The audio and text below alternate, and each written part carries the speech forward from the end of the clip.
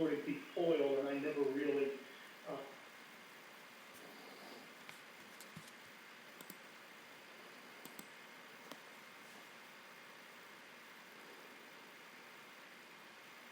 Good morning, everybody. Welcome. Once again to Arnie's Fantasy World of Sports. And who is excited because it's opening day in the NFL?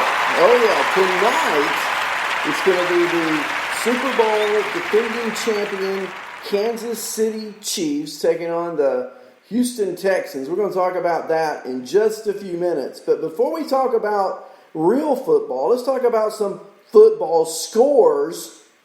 You know, all year we've talked about, well, not all year, but we've talked a lot about how the pitching has been ahead of the hitting.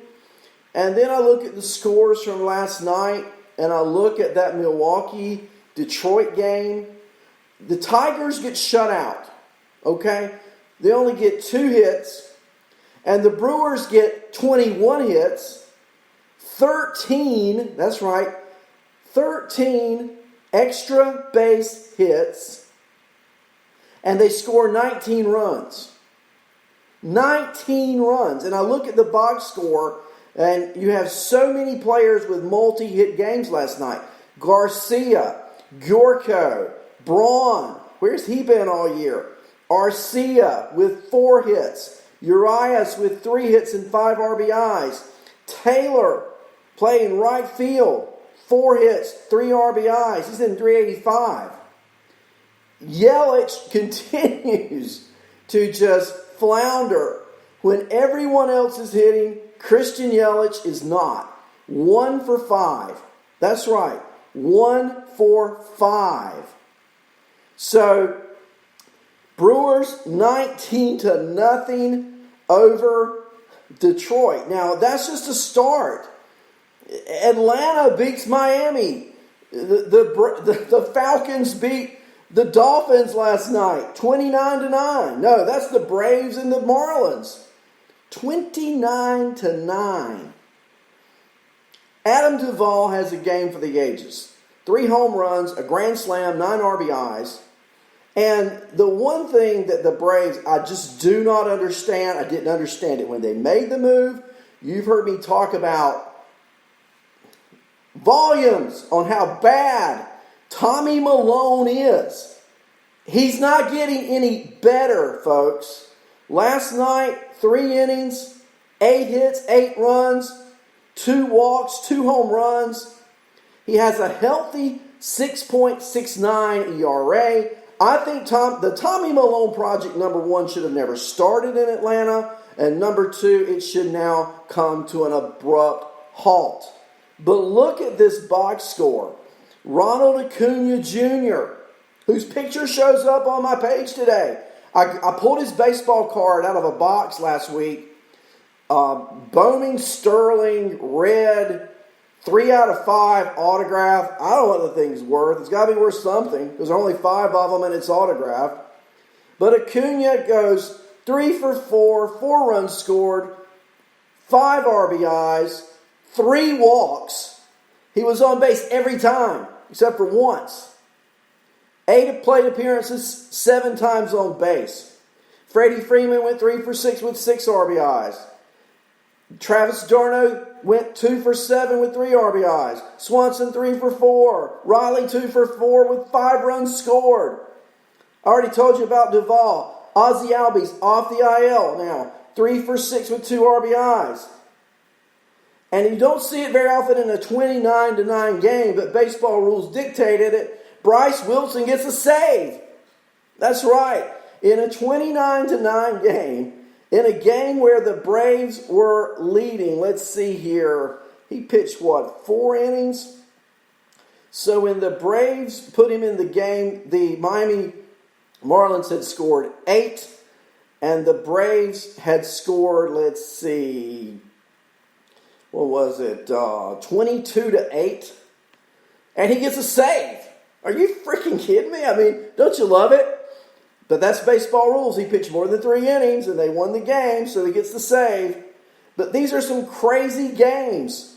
Absolutely crazy. And a crazier game, the Yankees finally win last night. Rookie pitcher Debbie Garcia rises up, gives the Yankees a huge win.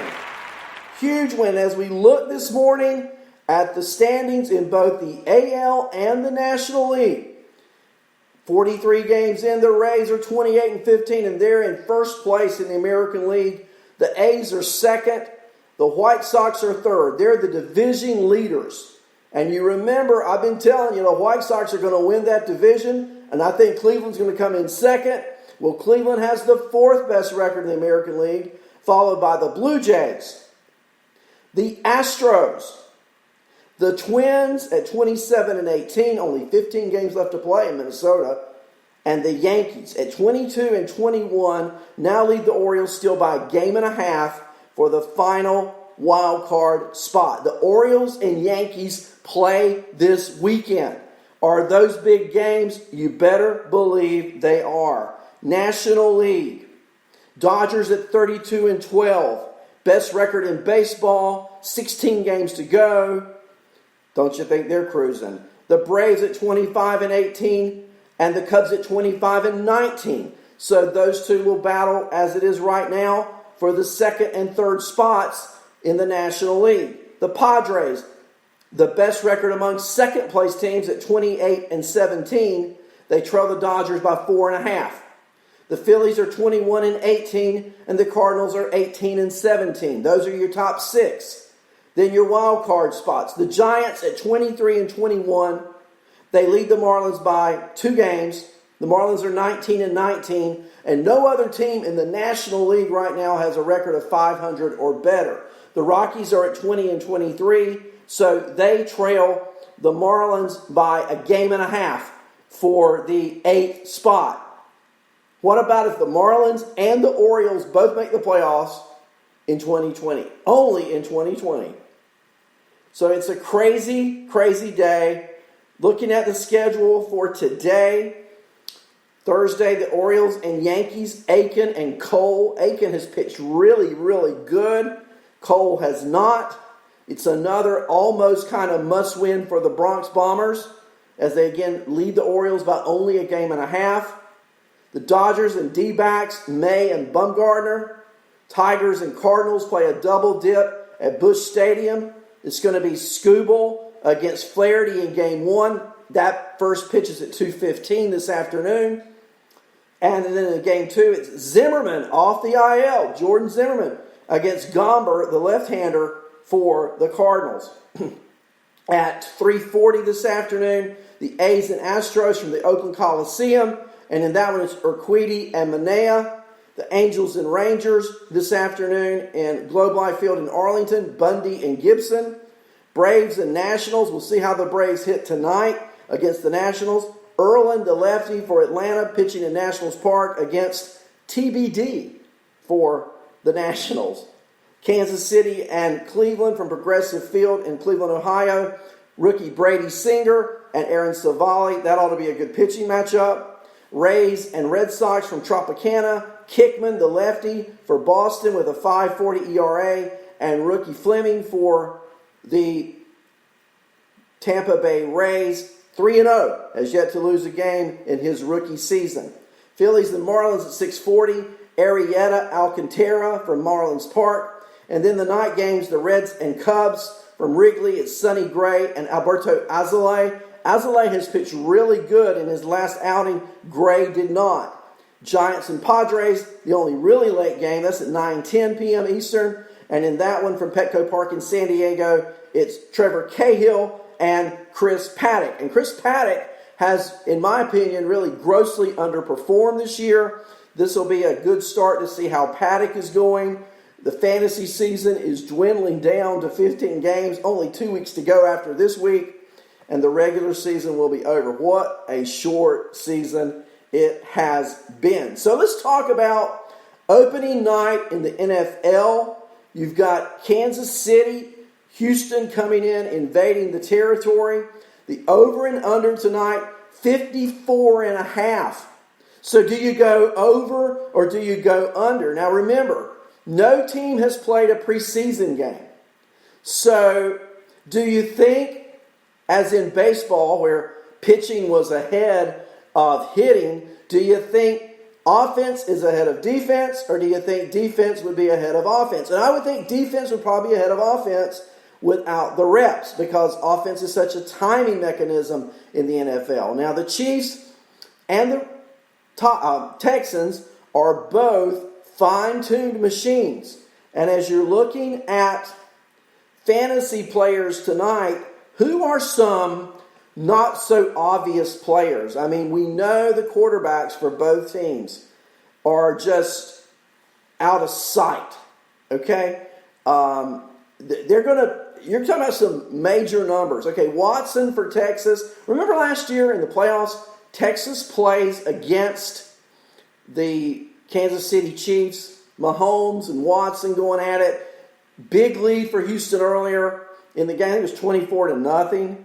And then Kansas City with Mahomes roars back. So I'm expecting early fireworks from both offenses. Mahomes and Watson, both quarterbacks, both will put up great fantasy numbers. Okay, those are easy. Those are easy. And you either have Mahomes or Watson or you don't. Who are some possible outliers? I think Darrell Williams for Kansas City, who is listed as the second running back on the depth chart. I think Darrell Williams might play 50% of the game tonight.